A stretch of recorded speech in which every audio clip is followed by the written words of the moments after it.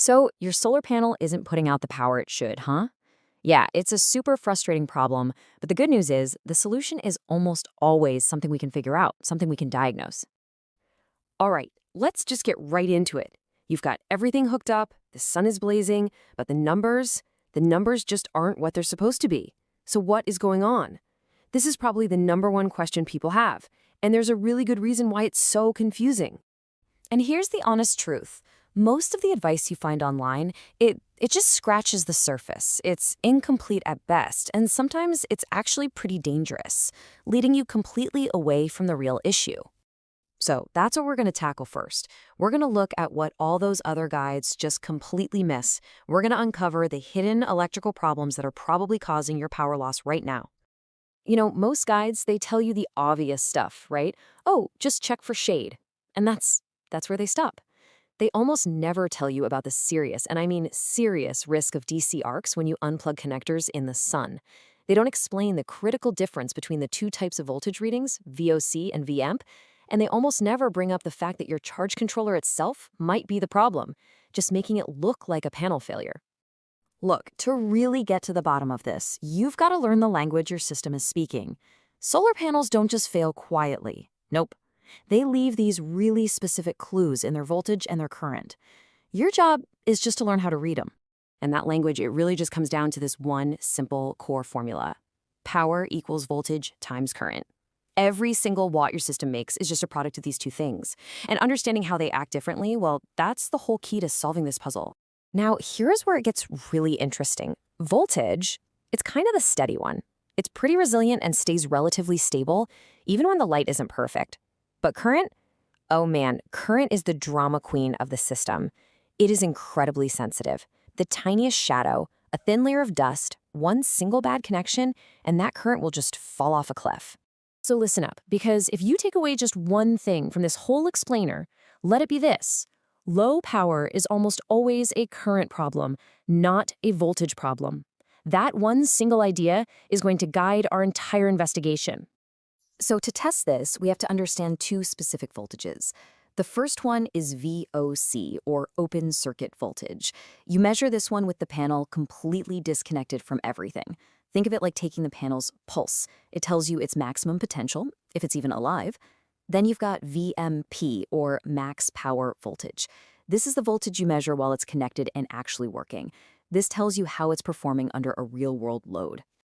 Okay, that's enough theory. Let's get our hands dirty. Let's move on to the practical, step-by-step diagnosis and actually use this stuff to find the fault in your system. Here's our game plan. It's super simple, super logical. We're going to start with the easy stuff, the environment. Then we'll grab a multimeter and check the voltage. After that, we'll go hunting for the real culprit by checking the current. And finally, we'll do a good old-fashioned physical inspection of all the wiring. First things first, and I mean this before you even think about touching a wire. Just use your eyes. Is that panel in full direct sun? A tiny shadow from a branch or even a wire crossing over just a couple of cells can have a huge impact on your current. And is it clean?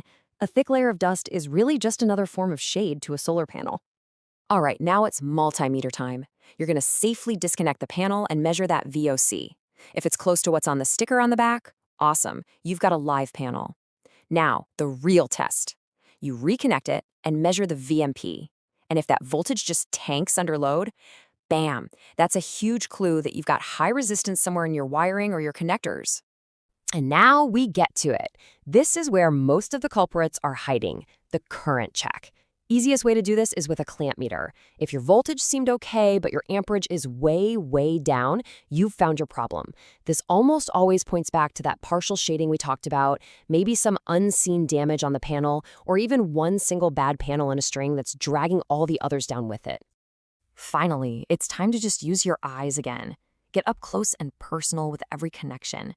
The MC4 connectors, the junction boxes. Do you see any signs of heat? Any discolored plastic? Does anything look even a little bit melted? Every single loose or corroded connection creates resistance, and resistance is an absolute power killer. Okay, but what if you've done all that, and the panel and the wires seem fine?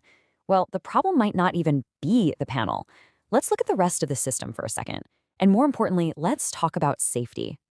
You know, it's totally possible your panel is working its heart out, but your charge controller is the one hitting the brakes.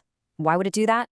Well, if your battery is already full, the controller is smart. It'll go into a float mode and cut the power down to protect your battery from overcharging. That's not a fault, that's the system working perfectly. Before we go one step further, I need you to stop and listen. This is, without a doubt, the single most important safety rule in all of solar.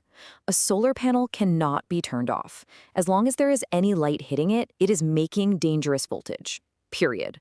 This creates these silent but really serious risks. If you unplug a connector while the sun is out, you can create what's called a DC arc.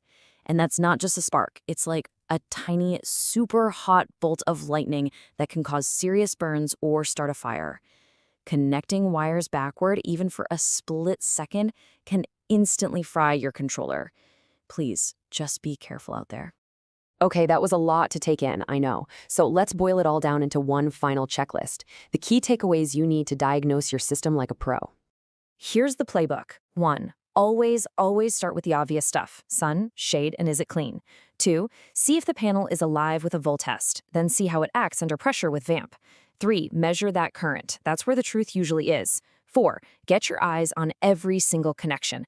And 5. Don't forget to check if your charge controller is the one actually calling the shots. So you see, low power from your panels, it's not some weird random curse. It's just the system trying to communicate with you. It's telling you a story about what's going on, and all you need to know is how to read it. And now you do. You know the language of voltage and current. You have the diagnostic path. So the only real question left is, what is your system trying to tell you?